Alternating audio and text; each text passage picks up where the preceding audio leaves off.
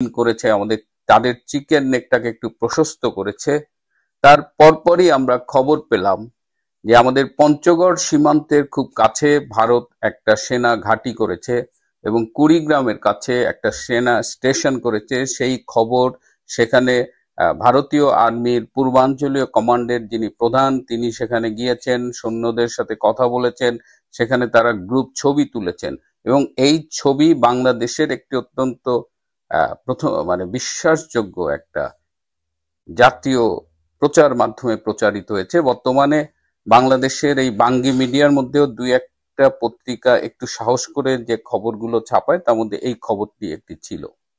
পাশাপাশি আমরা দেখলাম যে ভারতের প্রতিরক্ষা মন্ত্রী রাজনাথ সিং তিনি ভারতীয় একটা নিউজ 18 এর সাথে একটা সাক্ষাৎকার দিয়েছেন। সেখানে তিনি প্রতিবেশীদের ব্যাপারে কথা বলেছেন, বাংলাদেশের ব্যাপারে কথা বলেছেন। সেখানে তিনি বলেছেন যে ভারতের নীতি হলো যে প্রতিবেশীদের সাথে সুসম্পর্ক বজায় রাখা। পাশাপাশি এটাও বলেছেন যে ভারত আন্তর্জাতিক সন্ত্রাসবাদ মোকাবেলার জন্য প্রস্তুত, তাদের নিরাপত্তার প্রতি হুমকি হলে তারা যে কোনো পদক্ষেপ নিতেও তৈরি আছে।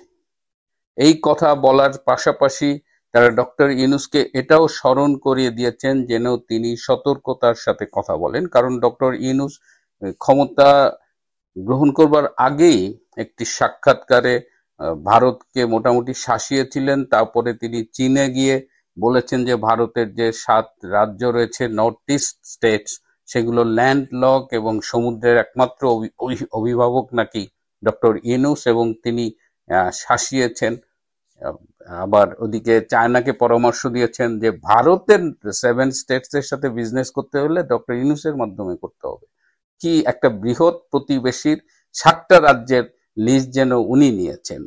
তো এইসব প্রেক্ষিতে ভারত কিন্তু অনেকদিন ধরেই একদম বাংলাদেশ ভারত সীমান্ত বরাবর সামরিক প্রস্তুতি নিয়ে রেখেছে এবং এবার রাজনাথ সিং খুব কঠোর ভাষায় তিনি একটি সতর্কতা উচ্চারণ করলেন। রাজনাথ সিং খুব মেপে মেপে কথা বলেন, যারা তার কথা শুনেছেন তিনি একদম কি ওয়ার্ডস গুলো ইউজ করেন, তিনি অনেক বেশি কথা বলেন না। তো বাংলাদেশের জন্য যা বোঝার সেটা তিনি বুঝিয়ে দিয়েছেন। যাই হোক, এই যে একটা উত্তেজনা, ভারতকে খোঁচানোর যে ফল বাংলাদেশ যে কোনো সময় পেতে পারে, এবং ভারত কিন্তু মুখে কথা বলছে না, তারা কাজে প্রমাণ করছে।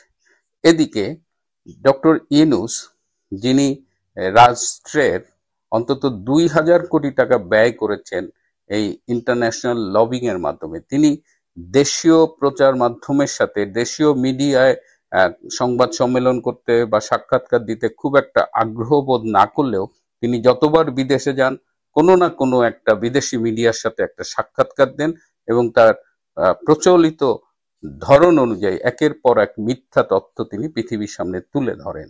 এবং তার পাবলিক রিলেশনস অ্যাক্টিভিটিস বা পিআর অ্যাক্টিভিটিস কিন্তু মারাত্মক। মানে আমাদের বাংলাদেশের রাজনীতিবিদরা চিন্তাও করতে পারবে না যে তিনি পিআর অ্যাক্টিভিটিস কোন লেভেলে চালায়। একদম ওয়েস্টার্ন ওয়ার্ল্ডের পিআর অ্যাক্টিভিটিস এর সাথে তিনি পাল্লা দিয়ে চলেন এবং তিনি তার যে ইমেজ ক্রিয়েট করেছেন দেশে বিদেশে, তার একটা বড় কৃতিত্ব হলো এই লবিস্ট ফার্মের, এই পিআর ফার্মগুলার। কিন্তু এত টাকা খরচ করার পরেও কি যেন হয়েছে যে তার এই পিআর অ্যাক্টিভিটিস গুলা যেন আর সাফল্যের মুখ দেখছে না।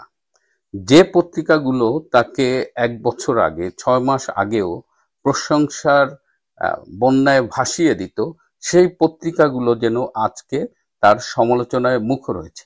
একদিকে শেখ হাসিনা আন্তর্জাতিক মাধ্যমে একের পর এক তার কথা বলছেন, তার সাক্ষাৎকার প্রকাশিত হচ্ছে, তিনি নিজের অবস্থান ব্যাখ্যা করছেন এবং সারা পৃথিবীতে শেখ হাসিনাকে নিয়ে যে আগ্রহ, সেই আগ্রহের মানে আজকে আমরা দেখতে পাচ্ছি যে সেই আগ্রহটা কোন লেভেলে। সবাই শুনতে চেয়েছে এতদিন শেখ হাসিনা কি বলতে চান, কি করতে চান, কোথায় আছেন, কেমন আছেন।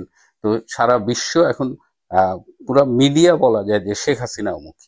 অ্যাট দ্য সেম টাইম যে মিডিয়া এই ডক্টর ইউনূসকে একেবারে দেবতার আসনে বসিয়েছিলেন, এই দেবতার আসনে বসানোর পেছনে অবশ্য নগদ নারায়ণের অনেক ব্যাপার ছিল, কারণ তিনি তো মাল ডালেন, টাকা ঢেলে এই ইন্টারভিউগুলো অর্গানাইজ করেন। কিন্তু এখন যেন মনে হচ্ছে যে টাকাতেও কাজ হচ্ছে না। তার লবিস্ট ফার্ম কিন্তু স্টিল ওয়ার্কিং। এই যে আমেরিকায় গেলেন, 700 কোটি টাকা রাষ্ট্রের খরচ করলেন, ফল কি পাইছেন আপনারা আমার চাইতে ভালো জানেন। এমনকি এই যে ফিনান্সিয়াল টাইমস, যে ফিনান্সিয়াল টাইমসের সম্পাদক ডক্টর ইউনূসের ব্যক্তিগত বন্ধু এবং এই পত্রিকার সাথে তার ভীষণ ভালো সম্পর্ক, সেই ফিনান্সিয়াল টাইমসও দুদিন আগে দেখেন যে একদম খুব স্পষ্ট করে লিখেছে যে এই যে 1 বছর আগের যে অভ্যুত্থান, হ্যাঁ, এই যে যে জেনারেশন জেনজির যে অভ্যুত্থান, সেই অভ্যুত্থান কি 1 বছরের মাথায় এসে ব্যর্থ হতে চলেছে। এবং পুরো পুরো ইউনূসের গত 15 মাসের রেজিমের পুরো ব্যর্থটাকে একদম নির্মোহভাবে তুলে এনেছে।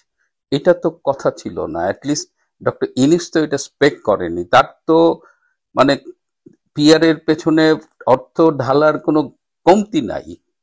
তো এখন এই সম্প্রতি দেখেন, এই শেখ হাসিনার ইন্টারভিউতে যখন সারা বিশ্বের গণমাধ্যমগুলোতে তোলপাড় হচ্ছে, তখন শেখ হাসিনার কাউন্টার দেওয়ার জন্য, শেখ হাসিনার বিরুদ্ধে নেতিবাচক সংবাদ পরিবেশনের জন্য, ইন্টারন্যাশনাল মিডিয়ায় নেতিবাচক সংবাদ পরিবেশনের জন্য 18 কোটি টাকা এই ডাস্টবিন শফিক হাতায় নিছেন। এটা আমি আপনাদের আগে জানিয়েছিলাম যে 18 কোটি টাকা ডক্টর ইউনূসের কাছ থেকে নিয়েছেন, এটা রাষ্ট্রের সরকারের টাকা, এই আমার আপনার ট্যাক্সের টাকা। সেই টাকা দিয়ে সে মানে শেখ হাসিনার বিরুদ্ধে সারা পৃথিবীর গণমাধ্যমে নিউজ করবে। এবং এই যে টাকাটা, এই 18 কোটি টাকা আনতে এই শফিক যখন সচিবালয়ে গিয়েছিল, যখন ফাইলগুলো মুভ করাচ্ছে, তখন একটা ছোট্ট ভিডিও ক্লিপ আপনারা অনেকেই হয়তো দেখে থাকবেন যে দূর থেকে এই ডাক দিচ্ছে, ওই ডাস্টবিন শফিক। হ্যাঁ, সে সচিবালয়ের মধ্যেও সে আর নিরাপদ বোধ করে না, সেখানেও তাকে এই সে কবরে যাওয়ার পরে আমার মনে হয় যে এটার এপিটাপে লেখা থাকবে যে এখানে ডাস্টবিন শফিক শুয়ে আছেন।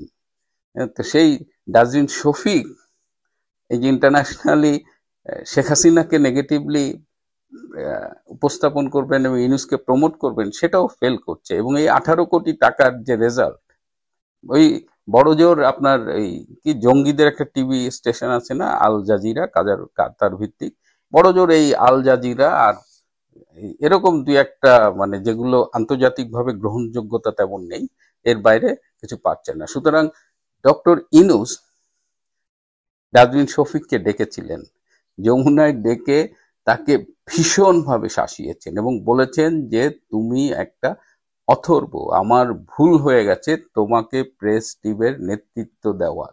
এর চেয়ে অনেক ভালো হতো যদি আমি ইউনূস সেন্টারের মাধ্যমে আমার এই প্রচারের কাজগুলো করতাম। ইউনূস সেন্টারকে দরকার হলে আরো ফান্ডিং করে, আরো স্ট্রেনদেন করে আমার প্রচার করা দরকার ছিল। You have completely failed. এবং আমাকে যারা এই ইনফরমেশন গুলো দিয়েছে তারা বলেছে তারা নাকি কখনো ডক্টর ইউনূসকে এরকম উত্তেজিত হতে দেখেনি। এবং পুরোটাক্ষণ এই ডাস্টবিন শফিক হাত করজোড়ে মাথা নিচু করে দাঁড়িয়েছিল এবং ডক্টর ইউনূস তার উপরে ভীষণ ক্ষেপেছে এবং বলেছে, if you keep failing like this, তাহলে I will remove you from the post, তোমাকে এই পদ থেকে সরিয়ে দেওয়া হবে। এই ডাস্টবিন শফিক আমাদের সামনে বাংলাদেশের মিডিয়া এসে যতই বাঘের মতো গর্জন করেন, 15 বছরের চরম ব্যর্থতায় আন্তর্জাতিক গণমাধ্যমের কাছে তারা বিড়ালে পরিণত হয়েছেন। তাদের কোনো কথাতেই আর কেউ বিশ্বাস করছে না। একটু খারাপই লাগছে, বাংলার বাঘ ডাস্টবিন শফিক।